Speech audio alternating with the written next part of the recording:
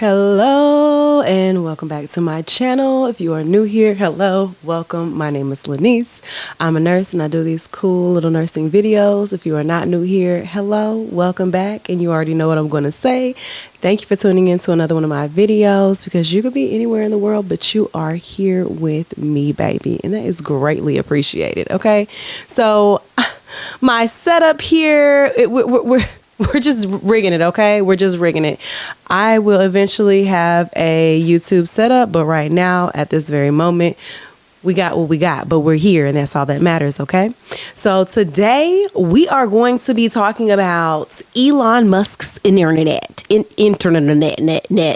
can't talk. We're going to be talking about AI, okay? I said Elon Musk's internet because now that Elon Musk has a large part of what's going on in our government right now, I want to tell y'all that this is going to turn into Elon Musk's internet, and AI is going to be taking over. Okay, so we need to go ahead and be prepared for how AI is going to take over the healthcare field. And we'll start by discussing how AI can benefit the nursing career, the nursing occupation, excuse me. So let me go ahead and get my handy dandy notes and we will go ahead and get into this video.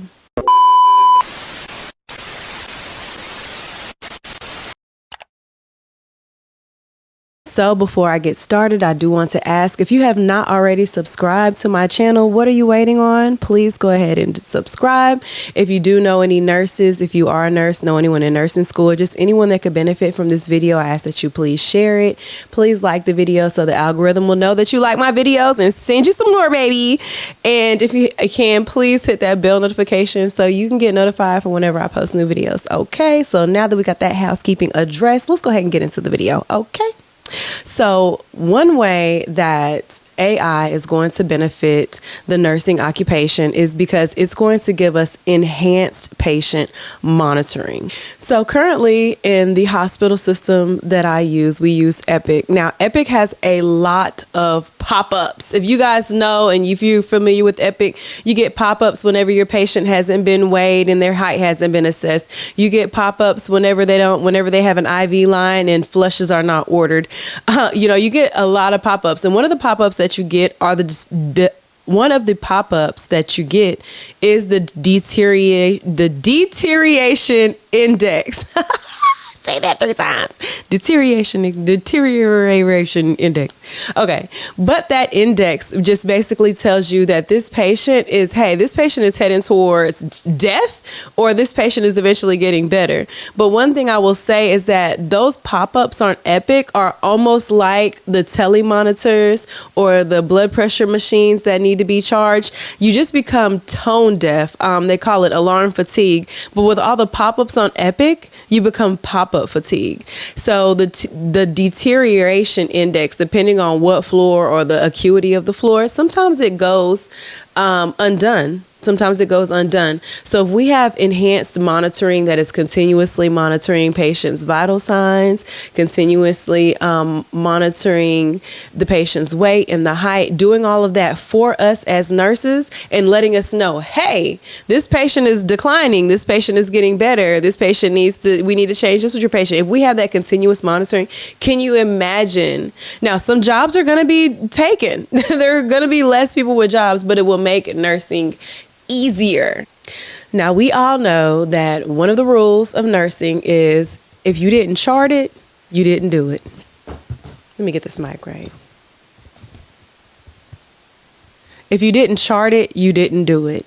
And I cannot tell you how many times there have been little minute things that I may forget to chart. I may forget to chart that this patient got a new IV, or that I took the old IV out. Sometimes I'll go in and I'll hang another bag of fluid and I won't scan the fluid bag in because I'm just literally just trying to get in and out. It may not even be my patient. But there are so many things that sometimes left uncharted. But can you imagine if we had a system that charted almost everything that we needed to chart for us? Can you imagine never having to chart vital signs? Now, I know that I know vital signs are pretty basic, that a lot of hospitals have bedside monitors that are continuously monitoring the patient's vital signs, but there are some floors where the CNA has to go and monitor the patient's vital signs every 4 hours. And sometimes vital signs go undone. So just imagine in a world of nursing where we don't have to chart anything. Everything is just charted for us. Can you see that happening? I can. This goes out to all my new nurses. This next one goes out to all my new nurses, because my baby nurses, and some of us seasoned nurses too, may have periods like this, where our critical thinking skills are just not on par. So imagine a world where AI was able to help you make critical based assessments, or where they help you make, they just strengthen your critical thinking skills, or where you're lacking in your critical thinking skills, AI is picking up and saying, hey, maybe you should do this for this patient. Hey, this patient needs to have a fully focused assessment on this because they're here for this. Imagine a day where, the baby nurses had a little help with their critical thinking skills. I see that day coming too. So AI, and this is one way it's already used, but I think we don't even realize that it's AI. But one way that AI is also going to benefit the nursing field is by medication management. It will give us tighter medication management. It's able to tell us, hey, this person is allergic to this type of medication, so maybe they shouldn't be taking this particular medication. Or, hey, this person's had too much Tylenol today, back off of the Tylenol for today. Or this person has liver disease, so they don't need to take this type of medication. AI is already helping in those ways, but the more AI improves, the more they'll be able to help us with medication management. Now, this is something that I think we'll all be able to appreciate. Now, can you imagine AI robots? Now, this is going to happen, y'all. This is really good. This is going to happen one day. AI robots that are able to help you turn patients, or maybe beds that turn the patients on its own, or AI robots that are able to clean the rooms so you don't have to worry about, when you're working in the emergency room and that bed has to be turned over right away, that AI robot is already on it.